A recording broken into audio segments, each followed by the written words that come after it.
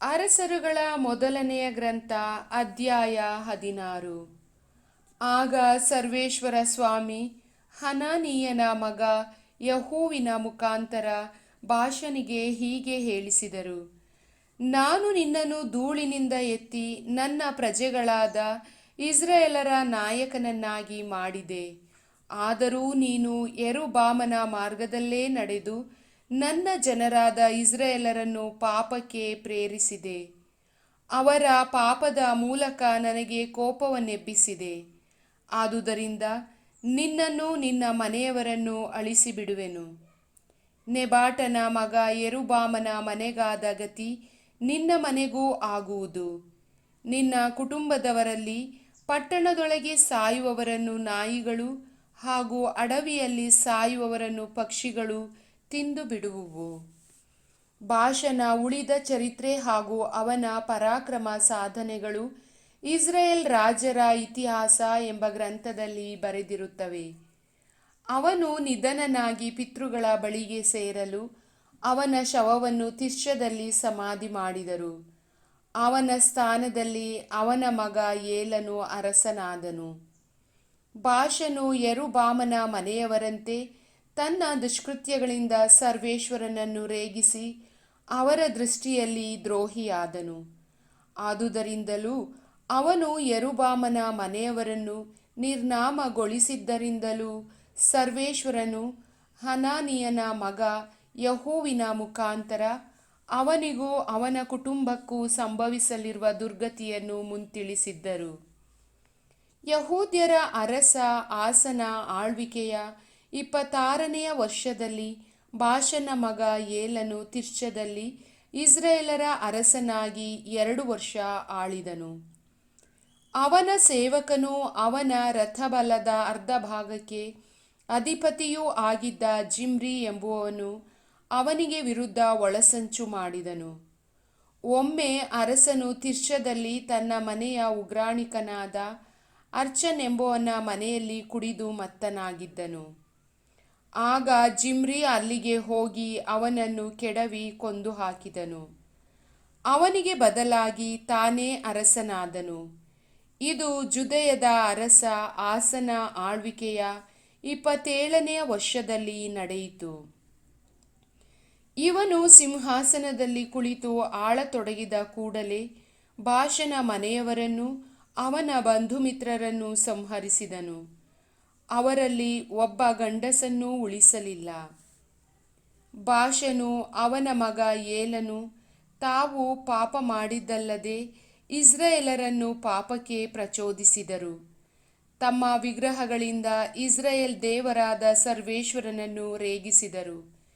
ಈ ಕಾರಣ ಪ್ರವಾದಿ ಯೇಹುವಿನ ಮುಖಾಂತರ ಸರ್ವೇಶ್ವರ ಬಾಷನ ಮನೆಗೆ ದುರ್ಗತಿಯನ್ನು ಮುಂತಿಳಿಸಿದ್ದರು.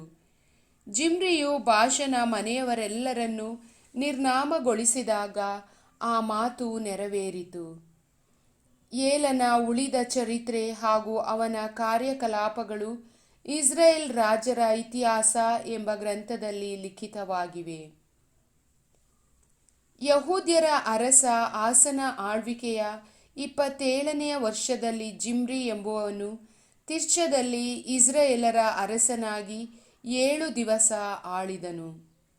ಆ ಸಮಯದಲ್ಲಿ ಇಸ್ರಾಯೇಲರು ಫಿಲಿಸ್ಟಿಯರ ವಶದಲ್ಲಿದ್ದ ಗಿಬ್ಬಿತೋನ್ ಎಂಬ ಪಟ್ಟಣಕ್ಕೆ ಮುತ್ತಿಗೆ ಹಾಕಿದರು.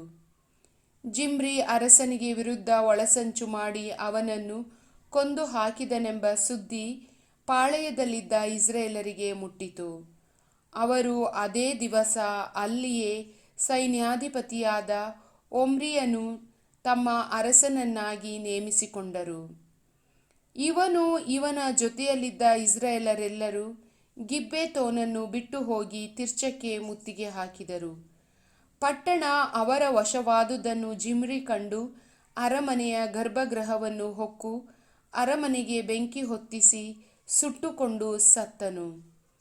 ಅವನು ಯೆರೊಬ್ಬಾಮನಂತೆ ತಾನು ಪಾಪ ಮಾಡಿದ್ದಲ್ಲದೆ ಇಸ್ರಾಯೇಲರ ಪಾಪಕ್ಕೆ ಕಾರಣನಾಗಿದ್ದನು. ಹೀಗೆ ಸರ್ವೇಶ್ವರನ ದೃಷ್ಟಿಯಲ್ಲಿ ದ್ರೋಹಿಯಾಗಿದ್ದರಿಂದ ಈ ದುರ್ಗತಿ ಸಂಭವಿಸಿತು. ಜಿಮ್ರಿಯ ಉಳಿದ ಚರಿತ್ರೆ ಹಾಗೂ ಅವನ ಒಳಸಂಚು ಇಸ್ರೇಲ್ ರಾಜರ ಇತಿಹಾಸ ಎಂಬ ಗ್ರಂಥದಲ್ಲಿ ಲಿಖಿತವಾಗಿವೆ. ಆ ಕಾಲದಲ್ಲಿ ಇಸ್ರಾಯೇಲರಲ್ಲಿ 2 ಪಂಗಡಗಳಿದ್ದವು. ಒಂದು ಪಂಗಡದವರು ಗೀನತನ ಮಗನಾದ ತಿಬ್ನಿಯನ್ನು ಹಿಂಬಾಲಿಸಿ ಅರಸನನ್ನಾಗಿ ಮಾಡಿಕೊಳ್ಳಬೇಕೆಂದಿದ್ದರು. ಇನ್ನೊಂದು ಪಂಗಡದವರು ಒಮ್ರಿಯನ್ನು ಹಿಂಬಾಲಿಸಿದರು. ಆದರೆ ಒಮ್ರಿಯ ಪಂಗಡದವರು ಗೀನತನ ಮಗ ತಿಬ್ನಿಯನ ಪಂಗಡದವರನ್ನು ಸೋಲಿಸಿದರು.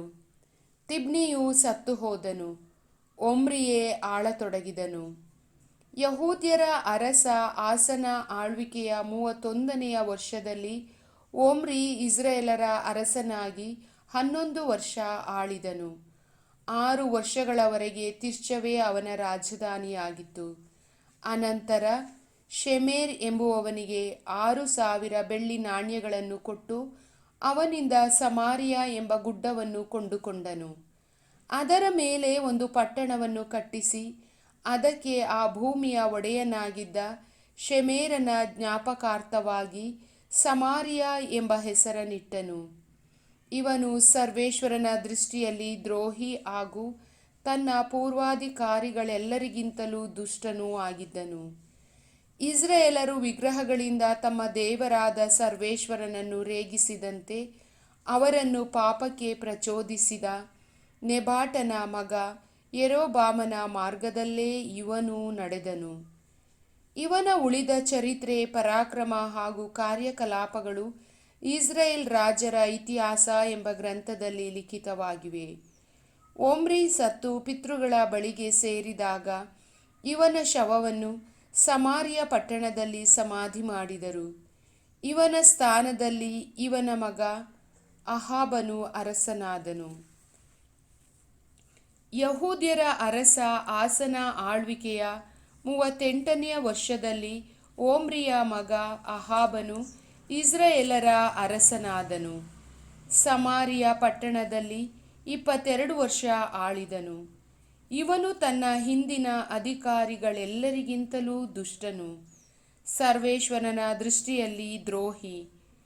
ಇವನು ನೆಬಾಟನ ಮಗ ಯೆರೊಬ್ಬಾಮನ ದುರ್ಮಾರ್ಗದಲ್ಲಿ ನಡೆದದ್ದು ಸಾಲದೆಂದು ಸಿದೋನ್ಯರ ಅರಸ ಎತ್ಬಾಳನ ಮಗಳು ಇಜಬೆಲ್ ಎಂಬಾಕೆಯನ್ನು ಮದುವೆ ಮಾಡಿಕೊಂಡು ಬಾಳ್ ದೇವರನ್ನು ಪೂಜಿಸತೊಡಗಿದನು. ಬಾಳ್ ದೇವರಿಗಾಗಿ ಸಮಾರ್ಯದಲ್ಲಿ ಒಂದು ಗುಡಿ ಕಟ್ಟಿಸಿ ಅದರಲ್ಲಿ ಬಲಿಪೀಠವನ್ನು ಕಟ್ಟಿಸಿದನು. ಇದಲ್ಲದೆ ಅಶೇರ ವಿಗ್ರಹ ಸ್ತಂಭವನ್ನು ನಿಲ್ಲಿಸಿದನು. ಹೀಗೆ ಇನ್ನೂ ಎಷ್ಟೋ ಅಧರ್ಮ ಕೆಲಸಗಳನ್ನು ಮಾಡಿ ಮುಂದೆ ಇದ್ದ ಎಲ್ಲ ಇಸ್ರಾಯೇಲ್ ರಾಜರಿಗಿಂತಲೂ ಹೆಚ್ಚಾಗಿ ಇಸ್ರಾಯೇಲ್ ದೇವರಾದ ಸರ್ವೇಶ್ವರನನ್ನು ರೇಗಿಸಿದನು.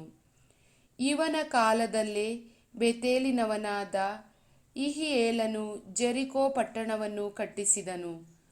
ಅವನು ಅದಕ್ಕೆ ಅಸ್ತಿವಾರ ಹಾಕುವಾಗ ಹಿರಿಯ ಮಗನಾದ ಅಬಿರಾಮನನ್ನೂ ಹಾಗೂ ಅದಕ್ಕೆ ಬಾಗಿಲುಗಳನ್ನಿಡುವಾಗ ಕಿರಿಯ ಮಗನಾದ ಸೆಗೋಬನನ್ನು ಕಳೆದುಕೊಂಡನು. ಹೀಗೆ ಸರ್ವೇಶ್ವರ ನೂನನ ಮಗ ಯೆಹೋಶುವನಿಂದ ಹೇಳಿಸಿದ ಮಾತು ನೆರವೇರಿತು. ಪ್ರಭುವಿನ ವಾಕ್ಯ.